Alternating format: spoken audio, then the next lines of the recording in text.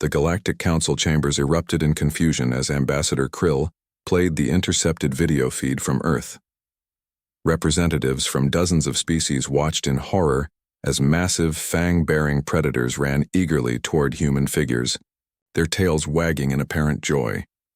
"The beasts clearly obey human commands," declared Counselor Vex, his multiple eyes blinking rapidly. "This confirms our worst fears about these creatures they call humans." The footage showed what the aliens had labeled as giant Earth predators, though humans simply called them dogs.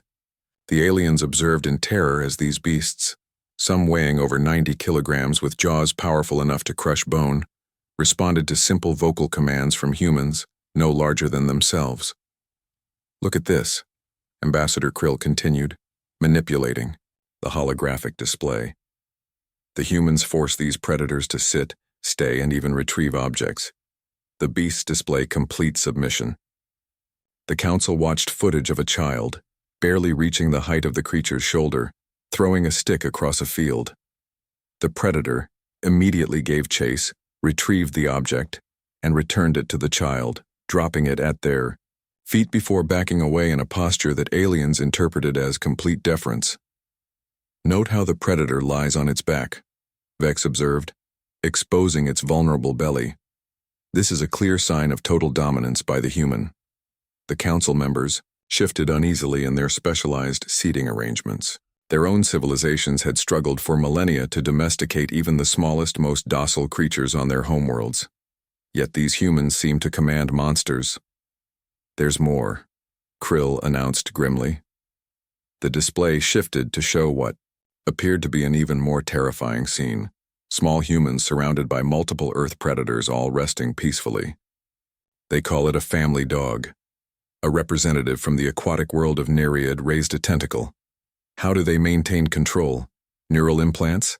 Chemical manipulation?" "Our surveillance indicates no such technology," replied Krill. "The humans achieve this dominance through what they call training and something they refer to as love. Our linguists are still trying to understand the full implications of these terms."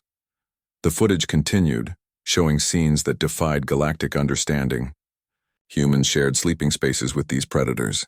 They provided food and medical care. Most baffling of all, they engaged in physical contact that any reasonable species would recognize as suicidal, placing their faces dangerously close to massive jaws filled with teeth. "The implications are clear," concluded Vex.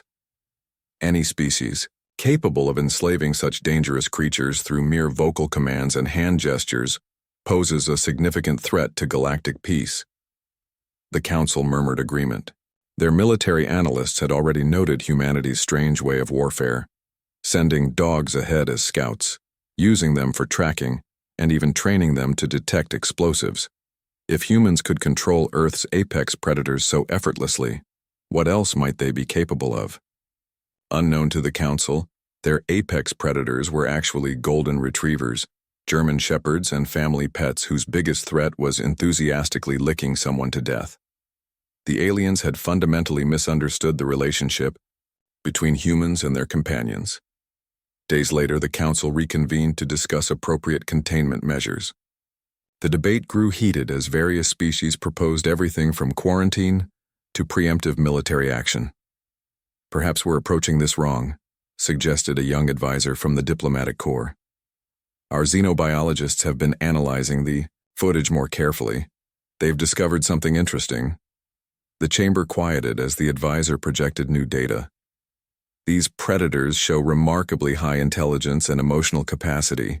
The relationship appears to be mutual." "Mutual?" Krill scoffed. "Impossible. Look at their size, their teeth."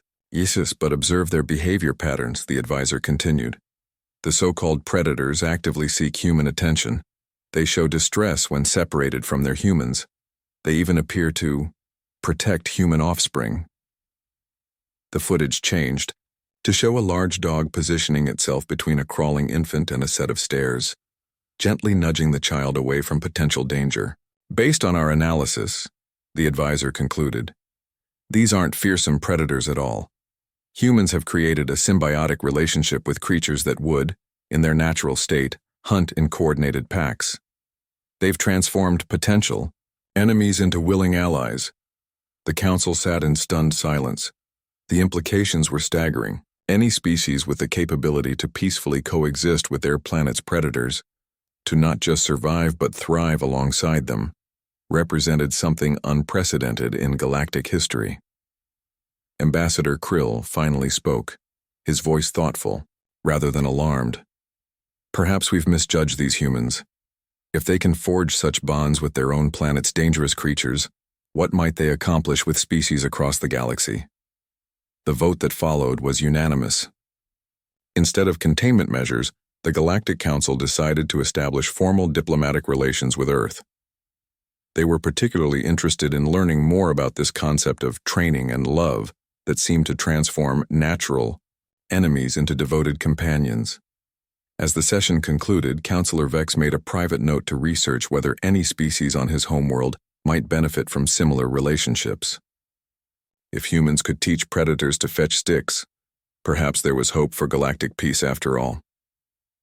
The video feed closed with one final image: a human child and an enormous predator cuddled together on a couch, both fast asleep.